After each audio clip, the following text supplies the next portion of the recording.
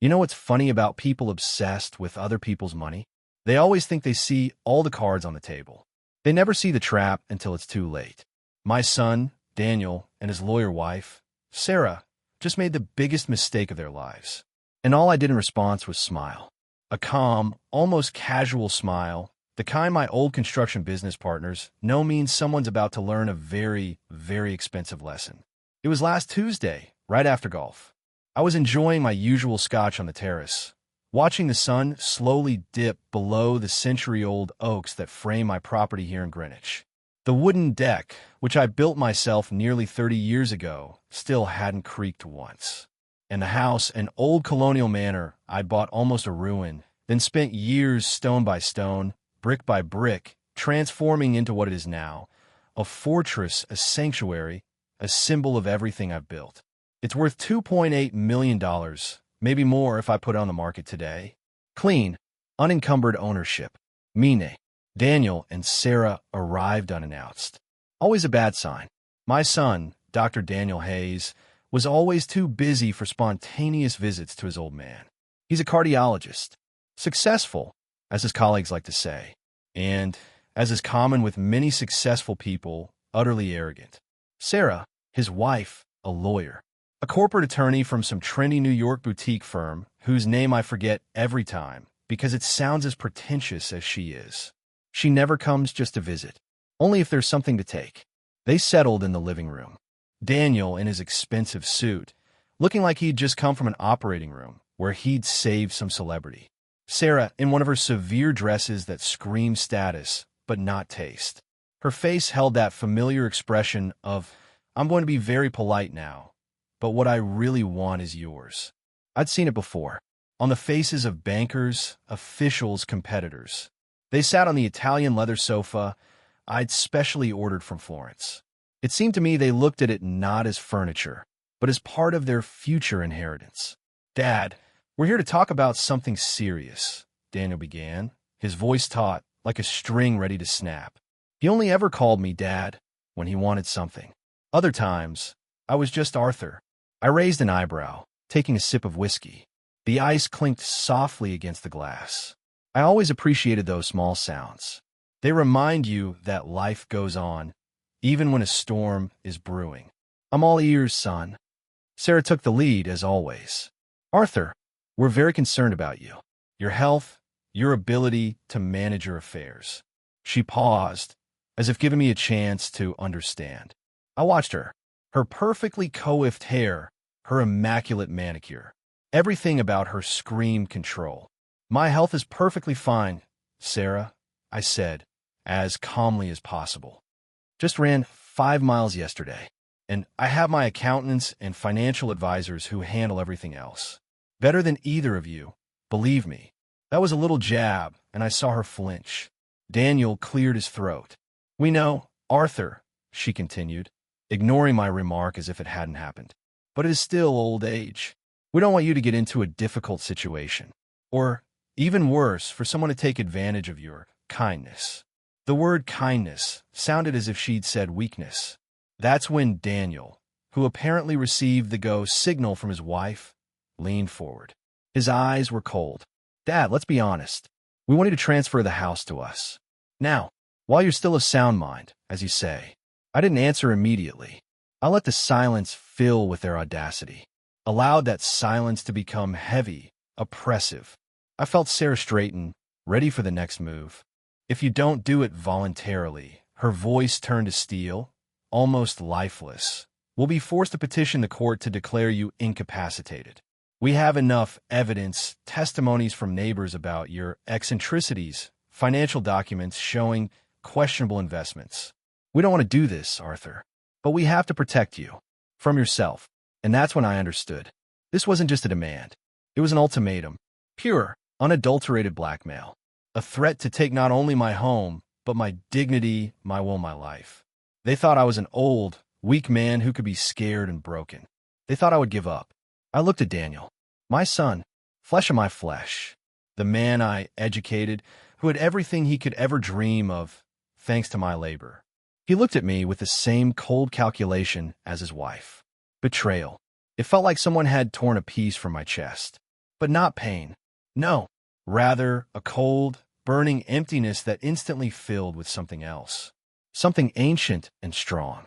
I picked up my glass again, took another sip, savoring the moment.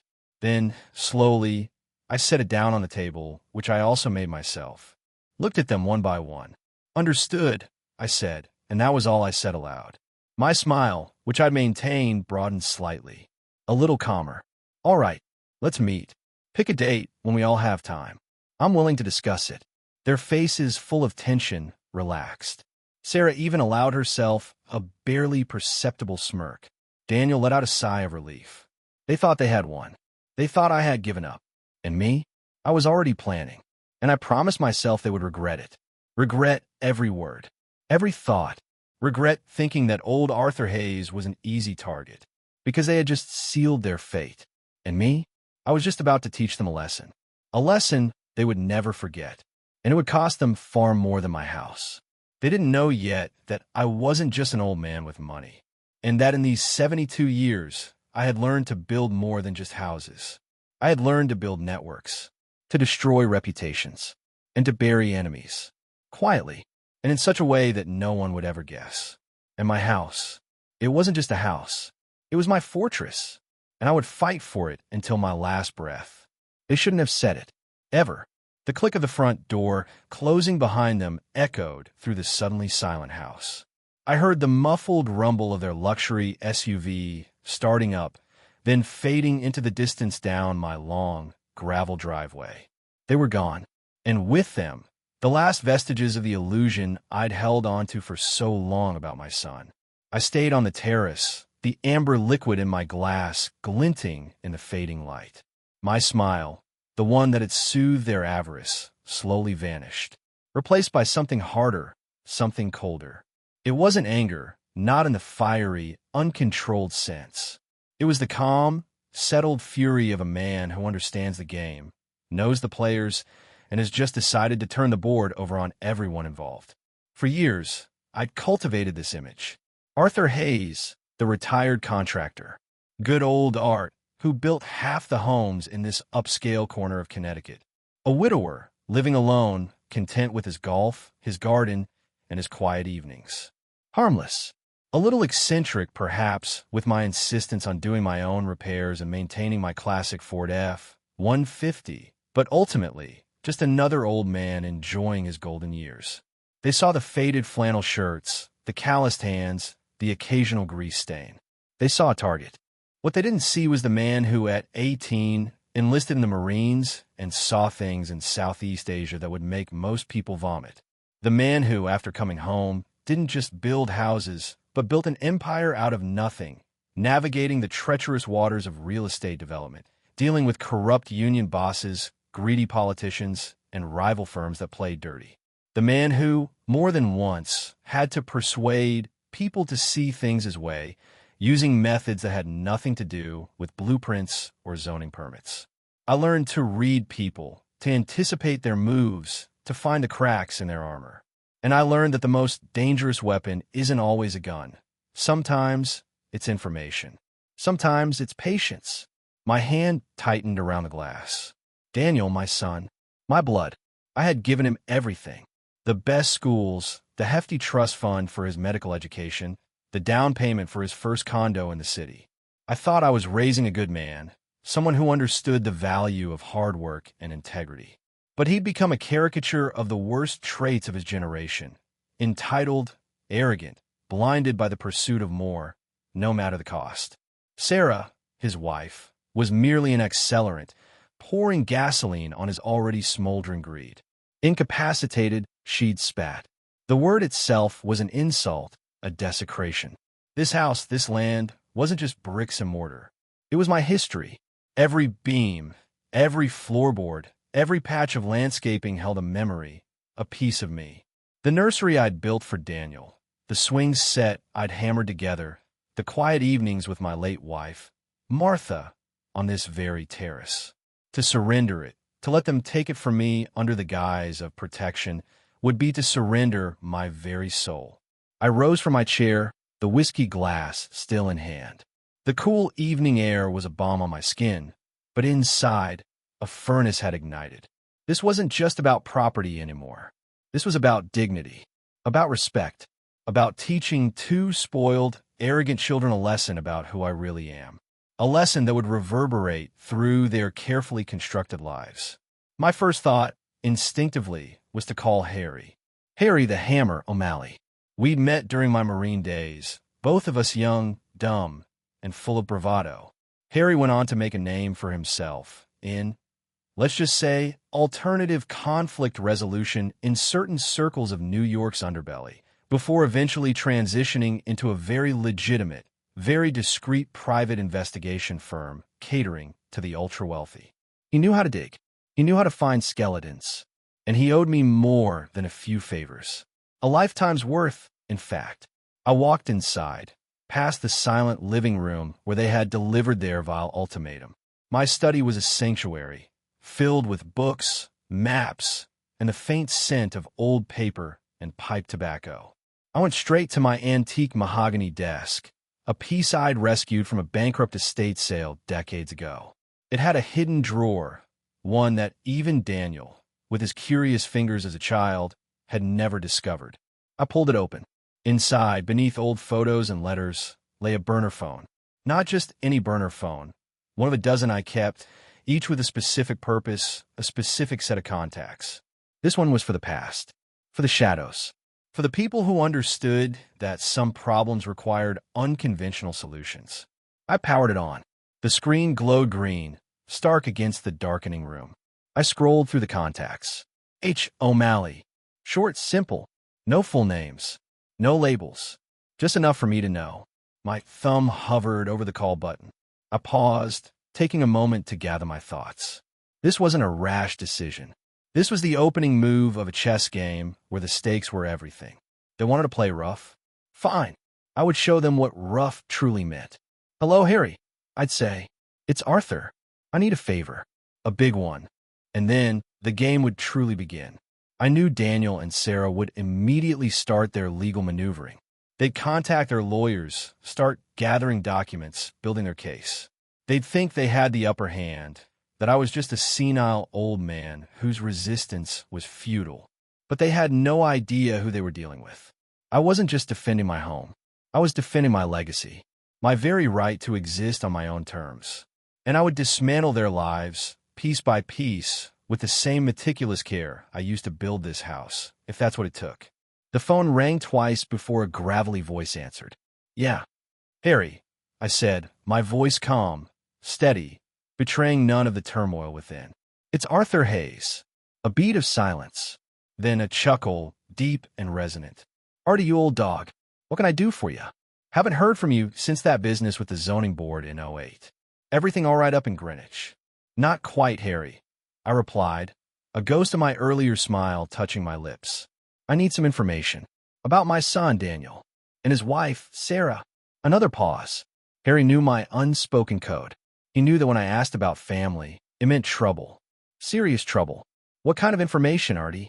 Everything, I said, my gaze falling upon a framed photo of Martha, her smile gentle and loving. Every skeleton, every misstep, every secret they think is buried. I want it all, and I want it yesterday.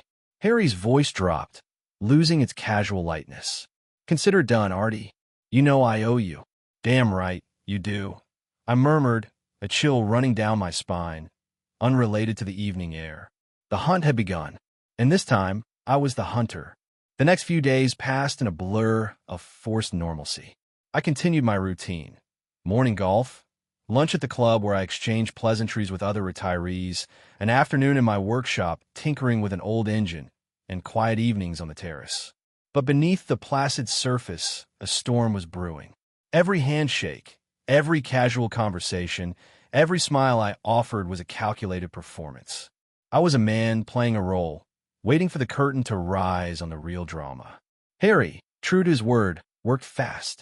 Less than 24 hours after my call, my burner phone buzzed with an encrypted message. It was a preliminary report, dense with legal jargon, financial statements, and snippets of public information that, to the untrained eye, meant nothing. But to me, it was a roadmap. I locked myself in my study, the heavy oak door muting the sounds of the outside world. This was where I did my real work, the kind that didn't involve hammers and nails. Spread out on my desk were printouts, charts, and a legal pad where I meticulously noted details. Harry's team had started with the obvious: Daniel's medical practice, Sarah's law firm, their shared assets, their tax filings. Daniel's practice, Hayes Cardiology Associates, looked pristine on the surface. State-of-the-art equipment, glowing reviews, a reputation for excellence. But Harry had flagged a few things. An unusual number of billing adjustments for certain procedures. A higher-than-average rate of referrals to a specific, out-of-network surgical center. Nothing overtly illegal, just questionable. The kind of questionable that attracts the attention of insurance auditors if someone points them in the right direction. Sarah's firm, Sterling & Finch, was a different beast. A high-powered corporate law firm specializing in mergers and acquisitions. Her personal financials were tied closely to her firm's success, with hefty bonuses contingent on certain deals closing. Harry's team had highlighted some recent deals where Sterling & Finch had represented controversial clients. Companies with histories of environmental violations or shady labor practices. Again, nothing illegal, but a clear sign of where Sarah's moral compass, or lack thereof, truly pointed. But the real meat, the truly unsettling stuff, came in the form of their personal lives. Their Greenwich mansion, larger and more ostentatious than mine, was heavily mortgaged. More than one mortgage, in fact. Second and third liens from lesser-known, slightly predatory lenders. They lived an extravagant lifestyle far beyond what even Daniel's substantial income as a cardiologist should comfortably afford. Expensive cars, exclusive club memberships, lavish vacations. Keeping up appearances. A classic tale of chasing the illusion of wealth rather than building it. And then there were the charitable donations. Large sums of money flowing to various foundations. But Harry's notes pointed out that many of these foundations had boards of directors with suspiciously close ties to the very corporations Sarah represented, or to politicians involved in regulatory decisions impacting Daniel's practice. A classic quid pro quo scheme, thinly veiled as philanthropy. A way to grease the wheels to buy influence. I leaned back in my chair, exhaling slowly. This was worse than I expected. They weren't just greedy. They were reckless. And in their recklessness, they had left trails. So many trails. Harry, give me everything on those billing adjustments for Daniel's practice. I dictated into the burner phone, my voice low and firm. Specifically, cross-reference them with insurance fraud indicators. And dig into that surgical center. Who owns it?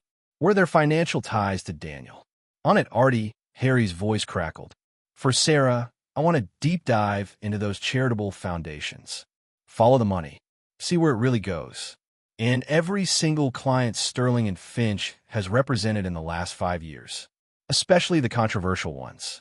I want the names, the dates, and the outcomes. Every detail. You want to blow up their lives, Artie? Harry asked, his tone flat. This sounds like a scorched earth campaign. They started it, Harry. I replied, my eyes fixed on the house plans of my home, pinned to a corkboard. They came into my home and threatened to declare me incompetent, to steal my legacy. This isn't just about money, Harry.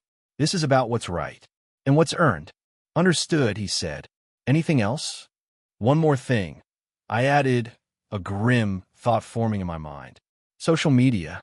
Everything. Their public profiles, their friends, their contacts. Look for anything that contradicts the pristine image they project. Any skeletons in the digital closet. People always forget about the internet, Harry. They think they can delete things, but the internet never forgets. You're a cruel bastard, Artie, Harry chuckled softly.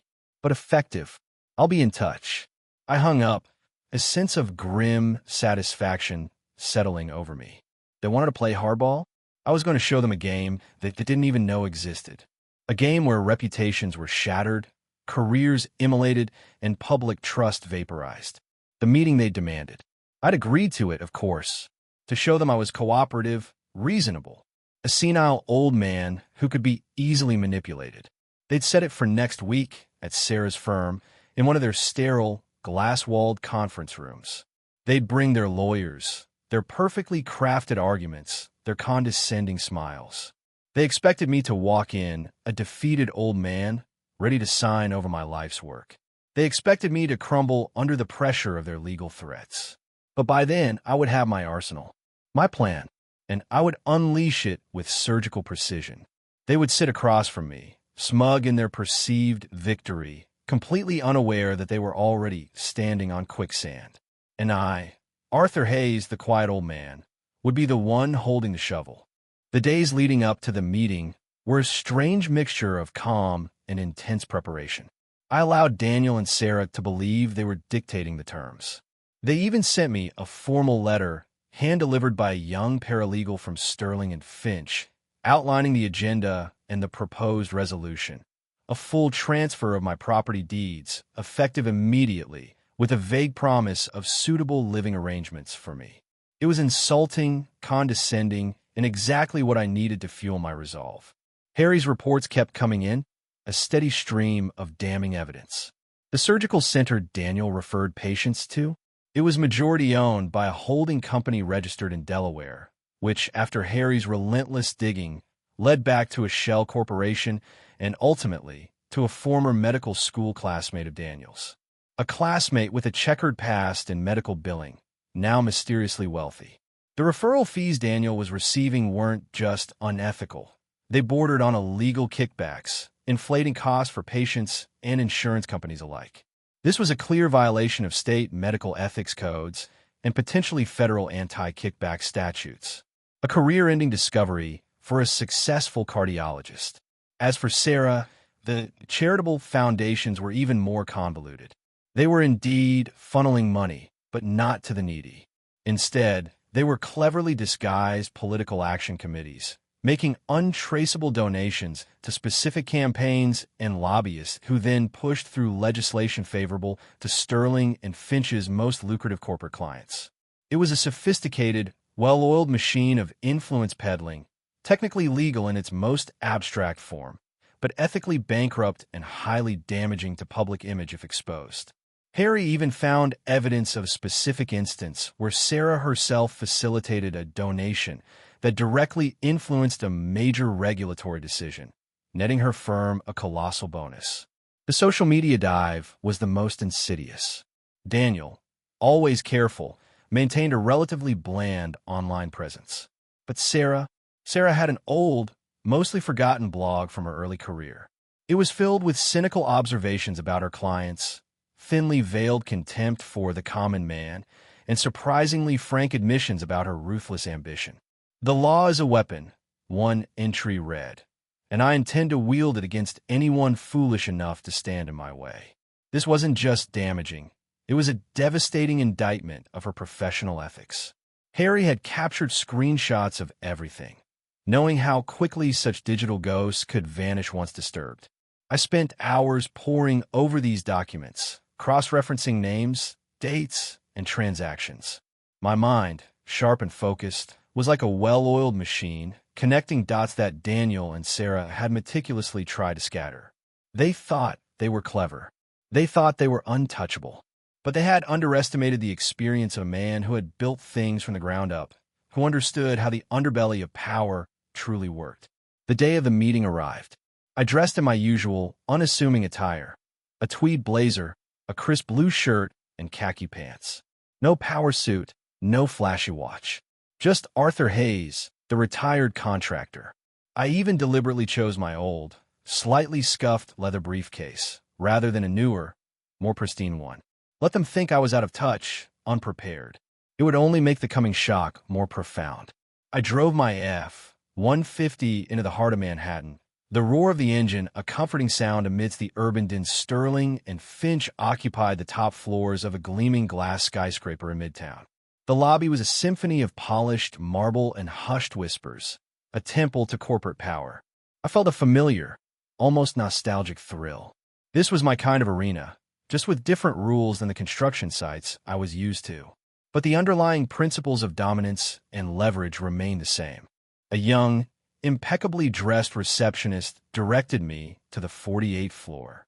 Sarah met me in the hallway, her smile a carefully constructed mask of professional cordiality. She wore a sharp, tailored suit, her hair pulled back tightly. Daniel was already in the conference room, looking stern and businesslike. Their lawyer, a thin-lipped man named Mr. Thompson, sat next to him, his laptop open, an air of quiet confidence about him. He was probably thinking this was just another open-and-shut case, another easy win. The conference room was everything I expected: a long, gleaming mahogany table, ergonomic chairs, a massive window overlooking the city. The air hummed with an unspoken tension. They had arranged the seating, so I was opposite them, effectively surrounded. A classic power play. "Arthur, thank you for coming," Sarah said, gesturing to the chair. "We appreciate you being so cooperative." I settled into the chair, placing my scuffed briefcase on the table with a soft thud. I looked at each of them. Daniel, my son, with his calculated distance. Sarah, his wife, with her predatory gaze. And Mr. Thompson, the hired gun, oblivious to the impending massacre. "Of course," I replied, my voice calm, almost jovial. "When family calls, you answer. Especially when there are such weighty matters to discuss." Mr. Thompson cleared his throat. "Mr. Hayes, as you know, the purpose of this meeting is to finalize the amicable transfer to property at 147 Sycamore Lane, Greenwich, into a trust managed by Daniel and Sarah. This is to ensure your long-term welfare and the prudent management of your assets." "Amicable," I mused, leaning back slightly. "That's an interesting choice of word, Mr. Thompson, considering the alternative you presented to me last week." Sarah's smile tightened. "Arthur, we're simply trying to avoid any unpleasantness." "Unpleasantness," I repeated, letting the word hang in the air. "Is that what you call threatening your own father with a declaration of incapacitation? Because where I come from, Sarah, that's called extortion, or, more accurately, filial abuse." The color drained from Daniel's face. Mr. Thompson shifted uncomfortably. They hadn't expected me to be so direct, so unyielding.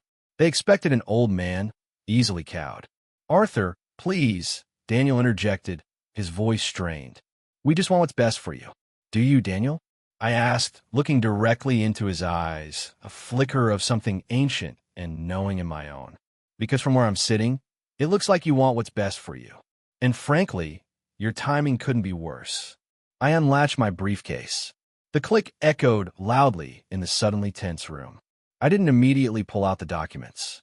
Instead, I looked at them, one by one, allowing my gaze to linger to convey the unspoken threat. "Before we proceed with your amicable transfer," I said, my voice low and steady, "I think there are a few things we need to discuss first. Things you both seem to have overlooked." Their faces were a mixture of confusion and growing unease. They were seeing a different Arthur Hayes now. Not the harmless old man, but the architect, the builder, the man who knew how to dismantle things just as easily as he built them. And they were about to realize they weren't the only ones who had been busy digging. The silence in the room stretched, thick and suffocating. Daniel and Sarah exchanged nervous glances. Mr. Thompson, the seasoned corporate lawyer, finally looked genuinely uncomfortable, his gaze shifting between my calm demeanor and the briefcase. He sensed a shift in the power dynamic, a tremor in the carefully constructed narrative they prepared. I reached into my briefcase, not for a pen to sign their predatory documents, but for a meticulously organized folder. The top sheet was a printout of Daniel's medical practice's billing summaries. I slid it across the table, directly to Daniel. "Daniel," I began, my voice still even, but with an edge that hadn't been there before. "Let's talk about Hayes Cardiology Associates. A reputable practice, by all accounts. Excellent reviews. A sterling reputation. But even the most polished facades can have cracks, wouldn't you agree?" Daniel picked up the document, his brow furrowed. "What is this, Dad?" "It's a summary of your billing adjustments, particularly regarding patients referred to the Precision Cardiac Surgical Center," I explained, my eyes fixed on his. "An interesting pattern, wouldn't you say?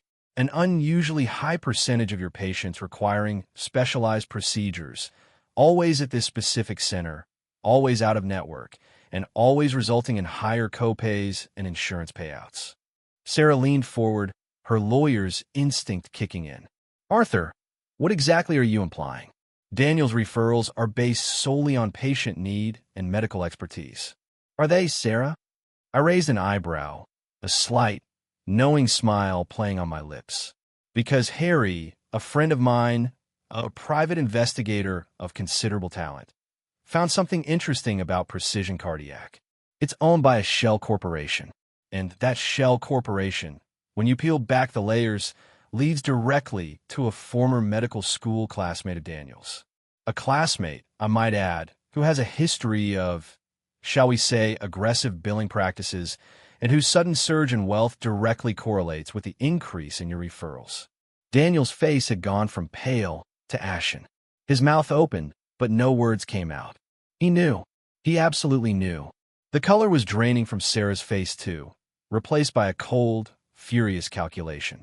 She looked at Daniel, then back at me, her eyes narrowed. This is baseless speculation, Arthur. She finally managed her voice tight. Slander. We could sue you for this. You could. I conceded, nodding slowly. But then, we'd have to go to court, wouldn't we? And during discovery, all of this would become public record. The insurance companies would be very interested in these patterns. The state medical board, even more so. And I imagine the federal authorities, who take a rather dim view of kickbacks and fraudulent billing under the anti-kickback statute, would also want to have a word with Dr. Hayes.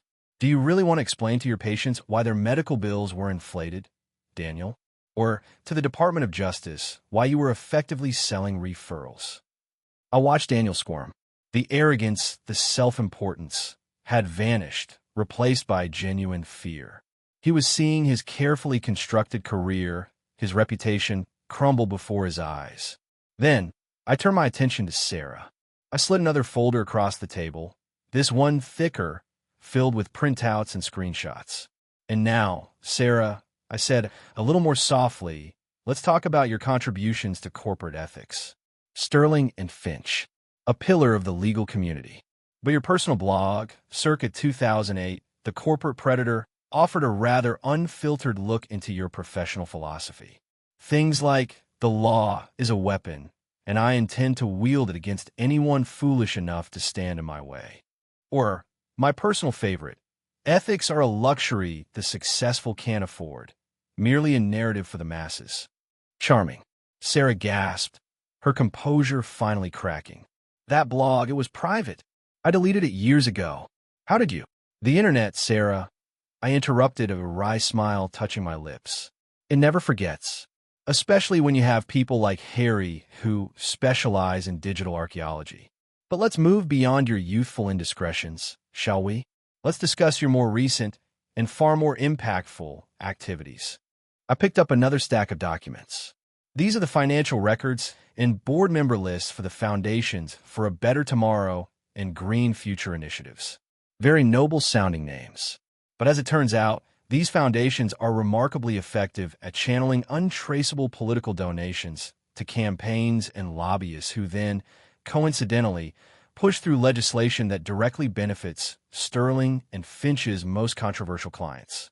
And in one particular instance, Sarah, your name appears prominently in a memo regarding a 7-figure donation that preceded a specific environmental waiver for Evergreen Petro Corp, a client you personally represented.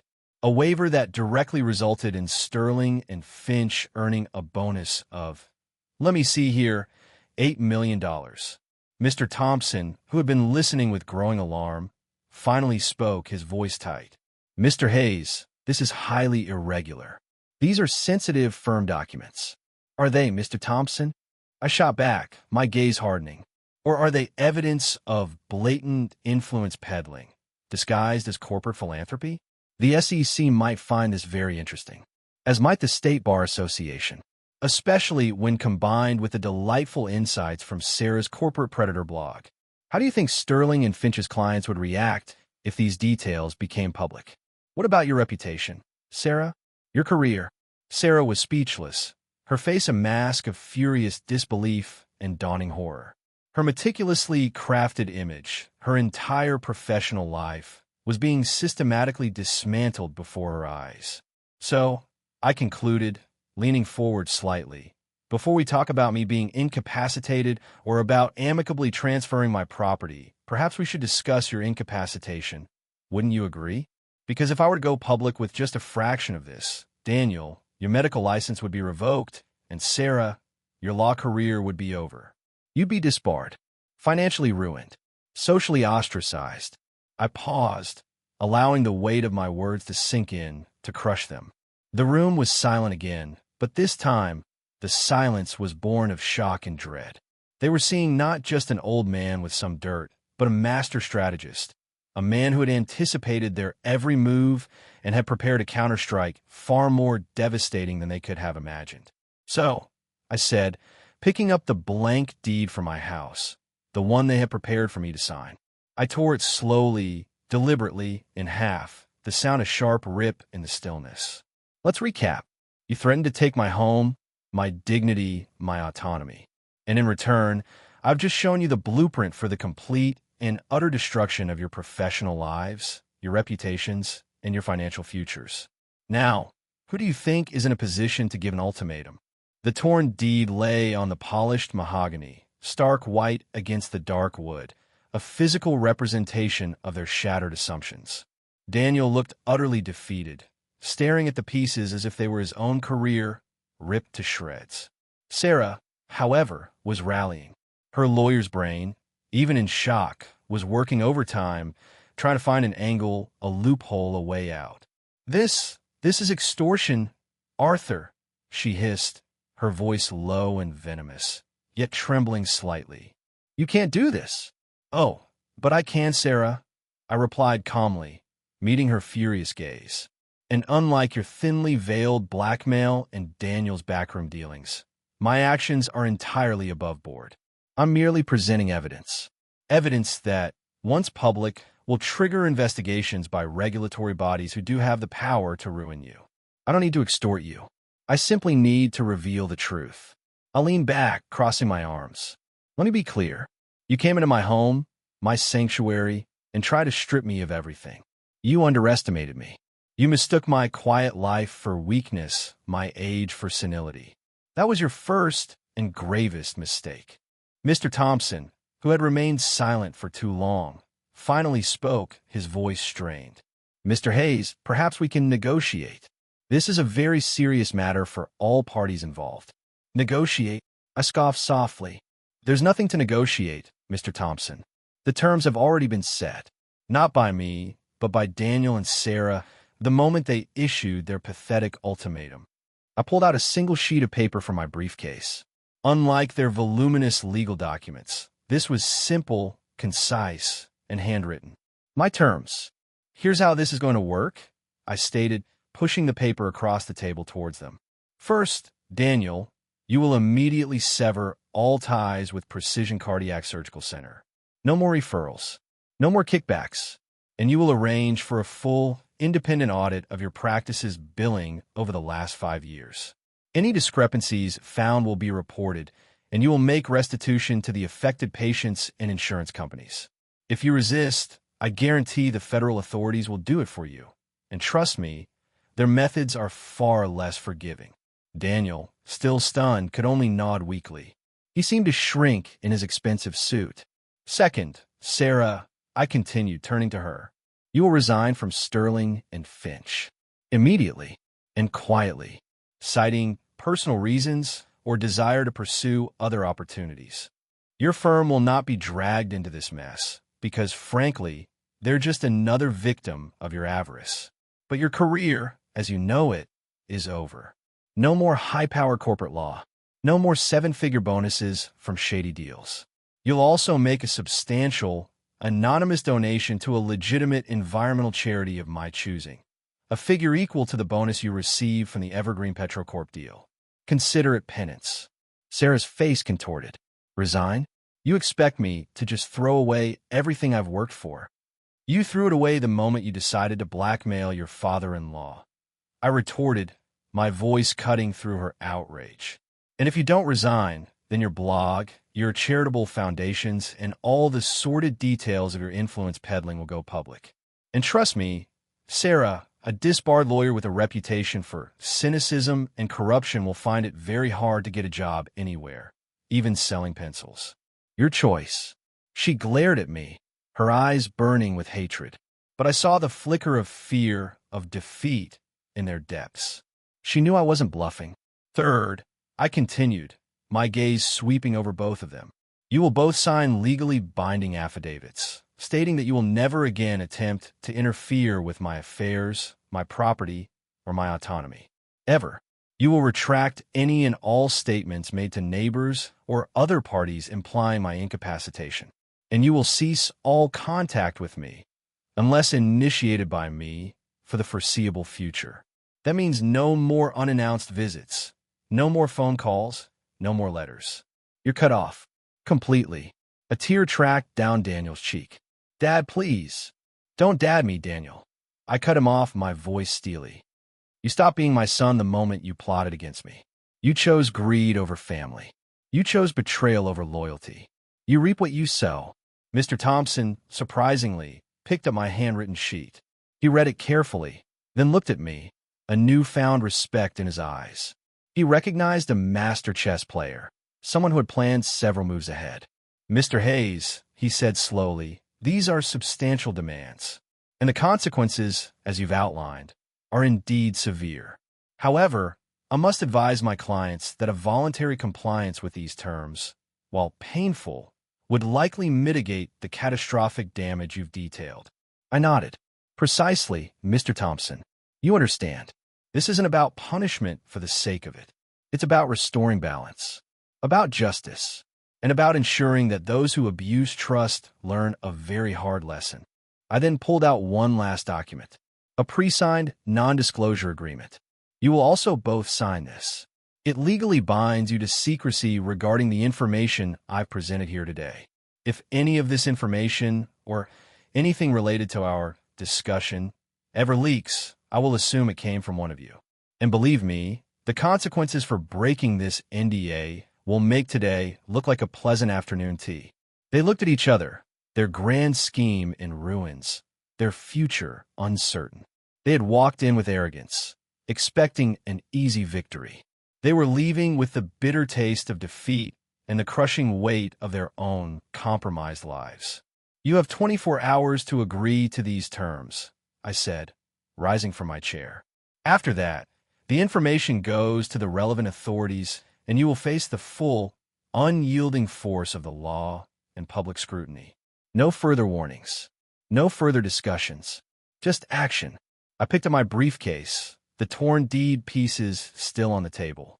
I suggest you consider your options very carefully, because unlike you, I have nothing left to lose. And that, my children, makes me infinitely more dangerous.